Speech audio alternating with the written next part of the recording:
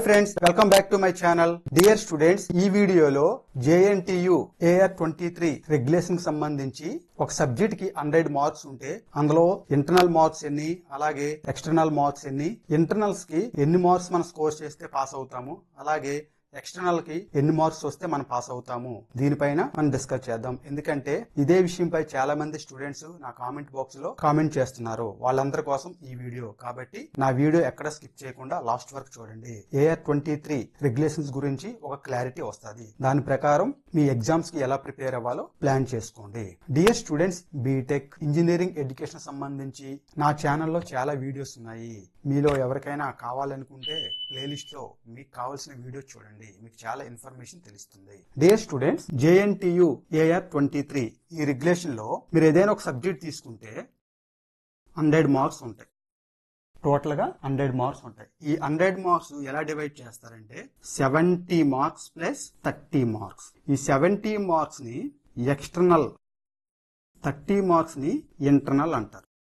Okay, ఈ 70 marks end exams లో మనం స్కోర్ చేయాల్సి ఉంటుంది. అలాగే ఈ 30 మార్క్స్ అనేది ఇంటర్నల్ ఎగ్జామ్స్, దాన్నే మిడ్ ఎగ్జామ్స్ అంటారు. మిడ్ ఎగ్జామ్ లో స్కోర్ చేయాల్సి ఉంటుంది. డియర్ స్టూడెంట్స్, ఈ AR23 academic rules and regulations గురించి నా ఛానల్లో ఆల్రెడీ ఒక వీడియో చేశాను. అక్కడ చాలా క్లియర్ గా ఎక్స్ప్లెయిన్ చేశాను. ఈ మిడ్ ఎగ్జామ్స్ కి ప్యాటర్న్ ఎలా ఉంటుంది, దానికి ఎవల్యూషన్ ఎలా ఉంటుంది అని. కావాల్సిన వారు వెంటనే నా ప్లేలిస్ట్ లో ఉన్న వీడియో చూడండి, మీకు చాలా ఇన్ఫర్మేషన్ తెలుస్తుంది. ఇక్కడైతే అసలు మినిమం పాస్ అవ్వాలంటే ఎన్ని మార్క్స్ రావాలో దాని గురించి నేను డిస్కస్ చేస్తాను. ఇది అందరూ గమనించండి.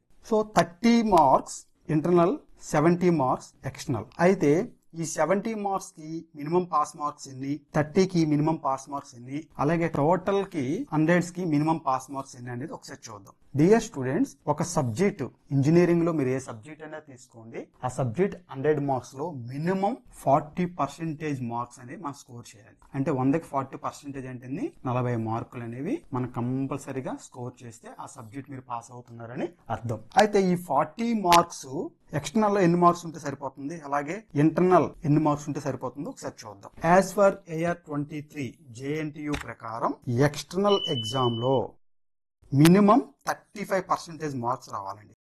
ఓకేనా? సో ఎక్స్టర్నల్ లో 35 మార్క్స్ మినిమం ఉండాలి. టోటల్ గా 40% ఉండాలి. టోటల్ గా 40% రావాలంటే ఇంటర్నల్ లో 50% మీరు క్యాలిక్యులేట్ చేస్తే మీకు అర్థమవుతుంది. 50% వస్తే మీకు సరిపోతుంది అనమాట. ఫర్ ఎగ్జాంపుల్ ఇదే తీసుకుందాం. 70కి 35% అంటే ఎంత వస్తుంది? 70 ఇంటూ 35/100 వేస్తే మీకు సుమారుగా 24.5 వస్తుంది. అంటే 25 మార్క్స్ వేసుకోండి. ఎన్ని రావాలి? 25 మార్క్స్. 70కి 25 మార్కులు మినిమం పాస్ మార్క్ అది. ఆ విధంగా టోటల్ గా మనం ఎంత అన్నాం?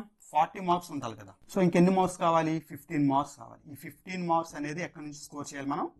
ఇంటర్నల్. అంటే 30 మార్క్స్ లో ఈ 15 మార్క్స్ అనేవి స్కోర్ చేయాలి. అంటే ఇక్కడ ఎంత పర్సెంటేజ్? 50% వచ్చింది. ఇందాక మనం అనుకున్నాం కదా, ఇంటర్నల్ లో 50 ఉండాలి, ఎక్స్టర్నల్ లో 35%, టోటల్ గా 40. డియర్ స్టూడెంట్స్, ఇక్కడ ఇంకొక విషయం ఏంటంటే కొన్ని యూనివర్సిటీస్ లేదా కొన్ని అటానమస్ కాలేజ్ మేబీ ఈ ప్యాటర్న్ ఫాలో అవ్వచ్చు. 60 ప్లస్ 40 టోటల్ అయితే 100 మార్క్స్ ఉంటాయి. మనం ఇది వరకు 70 ప్లస్ 30 ప్యాటర్న్ గురించి మనం అనుకున్నాం JNTU ప్రకారం, AR23 ప్రకారం. మేబీ కొన్ని యూనివర్సిటీస్ లేదా కొన్ని కాలేజెస్ మేబీ 60-40 అంటే 60 ఎక్స్టర్నల్, 40 ఇంటర్నల్ ఇలా ఉండొచ్చు. ఏదేమైనా గానీ ఆ సబ్జెక్ట్ మీరు పాస్ అవ్వాలంటే ఏ ప్యాటర్న్ అయినా ఉన్నాయి, irrespective of pattern you have to maintain at least 40% of marks, అంటే 40 మార్కులు రావాలి. ఇక్కడ కూడా అలాగే ఎక్స్టర్నల్ లో అగైన్ 35% మినిమం మెయింటైన్ చేయాలి. ఇప్పుడు 60కి 35% అంటే 21 మార్క్స్ రావాలి. టోటల్ గా 40, 21 అంటే ఇంకా ఎన్ని లాగింగ్ లో ఉన్నాం మనం? 19. సో 40కి ఎన్ని రావాలి?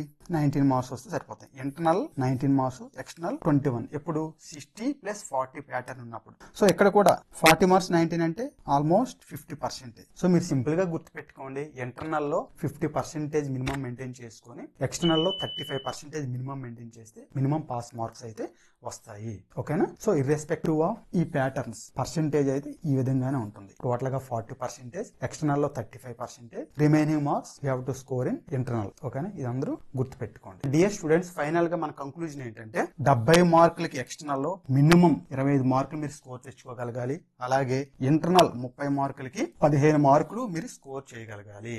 ఇప్పుడు ఇక్కడ అందరికి ఇంకో చిన్న డౌట్ రావచ్చు. టోటల్ గా 40 మార్క్స్ కదా మనకు వస్తే పాస్ అవ్వాలి. ఈ 40 మార్క్స్ లో సపోజ్ ఎక్స్టర్నల్ లో ఒక 20 తెచ్చుకొని ఇంటర్నల్ లో 20 తెచ్చుకుంటే సరిపోతుంది కదా అని, ఇవి కలిపితే 40 మార్క్స్ వచ్చేస్తున్నాయి కదా, నేను పాస్ అయిపోతున్నాను కదా అని చాలా మందికి డౌట్ రావచ్చు. డియర్ స్టూడెంట్స్, ఇక్కడ గమనించాల్సింది ఏంటంటే ఎక్స్టర్నల్ లో కనీసం మినిమం 25 కంపల్సరీగా ఉండాలి. 35% అనేది కంపల్సరీగా ఉండాలి. ఇక్కడ 25 వచ్చి ఇంటర్నల్ లో 15 వచ్చి 40 వస్తే పాస్ అవుతారు. అంతేగాని టోటల్ గా 40 వచ్చి ఎక్స్టర్నల్ లో 20 వచ్చి ఇంటర్నల్ లో 20 తెచ్చుకుంటే అలా పాస్ అవ్వరు. ఎక్స్టర్నల్ లో ఖచ్చితంగా 25 మార్క్స్ మినిమం మెయింటైన్ చేయాలి. అలాంటప్పుడు ఇంటర్నల్ లో 15 వస్తే సరిపోతుంది. అప్పుడు 40 వస్తాయి టోటల్. ఇది అందరూ గమనించండి. అంతేగాని ఎక్స్టర్నల్ 20 ఇంటర్నల్ 20 తెచ్చుకొని మొత్తం తెచ్చుకొని ఇంటర్నల్ లో నేను కవర్ చేసుకుంటానంటే అలా కుదరదు, మీరు ఫెయిల్ అయినట్టే. ఓకేనా? కాబట్టి మీ అందరికీ నా సలహా ఏంటంటే ఇంటర్నల్ ఎగ్జామ్స్ ఏవైతే ఉంటాయో మాక్సిమం స్కోర్ చేయడానికి మీ అందరూ ట్రై చేయండి. ఎందుకంటే ఇంటర్నల్ ఎగ్జామ్స్ లో మీకు ఎవరైతే సార్స్ వస్తుంటారో వాళ్ళ చేతుల్లోనే మార్క్స్ ఉంటాయి.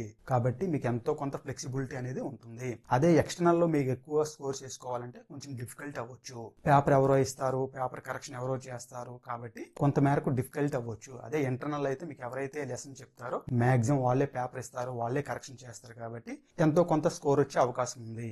మీరు ఈ విధంగా ప్లాన్ చేసుకొని ఫ్యాకల్టీతో కొంచెం రెస్పెక్ట్ గా ఉండి వాళ్ళు ఇచ్చిన క్వశ్చన్స్ అన్ని నీట్ గా చదువుకుంటే ఖచ్చితంగా ఇంటర్నల్ లో మీకు ఎక్కువ స్కోర్ వచ్చే అవకాశం ఉంది.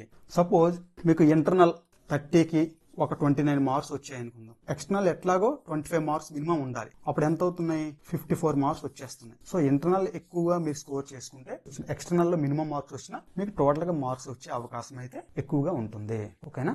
డియర్ స్టూడెంట్స్, ఈ వీడియో మీకు నచ్చితే వెంటనే లైక్ చేసి మీ ఫ్రెండ్స్ అందరికి షేర్ చేయండి. మరిన్ని అప్డేట్స్ తో మళ్ళీ మీ ముందుకు వస్తాను. ఫ్రెండ్స్, మనం గతాన్ని మార్చలేము కానీ భవిష్యత్తుని మార్చగలము. Thanks for watching.